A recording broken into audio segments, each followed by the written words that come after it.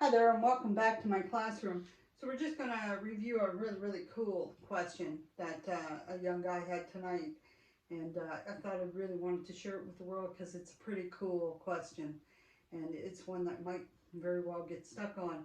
And hopefully if he has a need, he can look at this video and it'll help him too. So here we go. So this is an octagon, a typical stop sign, and we're wanting to find the area of that. The question has provided us with this base right here of 30, and so usually with complicated questions like this, we try to break them into things that we know.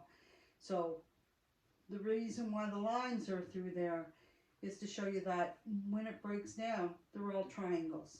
So we know that the formula we're going to use for this to figure out the area is area of a triangle. An area of a triangle is half times base times height. Now there are a few things that we need to find out first. We need to find out what the height is of this shape, and we're going to use trig for that. So the base first is 30, and we don't know what the height is, and it's half. Okay, so in order to figure out what the height is, and that's this right here, so we usually signify that, I have to know a couple of things. Number one, what the angle is on the inside. Now basic geometry tells us that either side of a line is worth 180. A triangle is worth 180, all the angles added together. So we have 180 on either side. So that means that the entire degree in here is 360 degrees because it's both sides of the line. And we count the number of shapes we have. 1, 2, 3, 4, 5, 6, 7, 8. We have 8 shapes, so we're going to divide it by 8. And that means that that whole angle in here is worth 45 degrees. Okay. So now to continue to find out what the height is of the back, we're going to pull half of this out. Now when we pull half of this out, we have to think of a couple of things. Number one, pulling half of it out means that it's only worth half of the degree of angle. So we take that 45 right away and divide it by 2, which is going to give us 22.5. We also got to take a look at this 30 up here.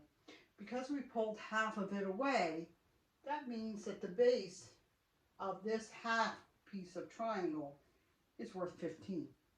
Now I know up here I did 30, and that's because we're doing the whole slice. But over here we're doing half of the slice. We're doing half of the slice so that we can figure out the height of this triangle. Okay, now we apply the SOHCAHTOA to this. And we can see that we have the opposite, and we're looking for the height, the adjacent. So we know that we're using the tan formula.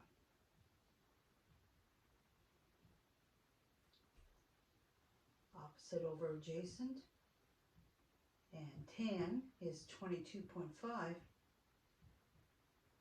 equals 15 over the adjacent. We don't know what the adjacent is yet. I'm just going to turn on my trusty calculator. When we have the top number, we know we have to reverse this, and that we have to do division instead of multiplication. So 15 divided by 10, 22.5. So I'm just going to clear my calculator here. 15 divided by 10 and 22.5. Close that. Always make sure you clear your brackets, because if you don't close your brackets, you could get a faulty answer. So there we go. Right now, the height of this particular shape is 36.21 3 and some change. So we know that the height right here is going to be 36.21. So base times height divided by 2. And some might write it like this. Base height divided by 2. This is the same thing as this. So that answer times 30 equals, and I'm going to divide that by 2. So that means, looking at the math, and I'm showing you the calculator so you can pause this and check your math. That means that the area of one piece is worth 543.19. Now that's one piece, and we've already counted that there's 8. So that means that we have to take this number, 543.19, and multiply that by 8.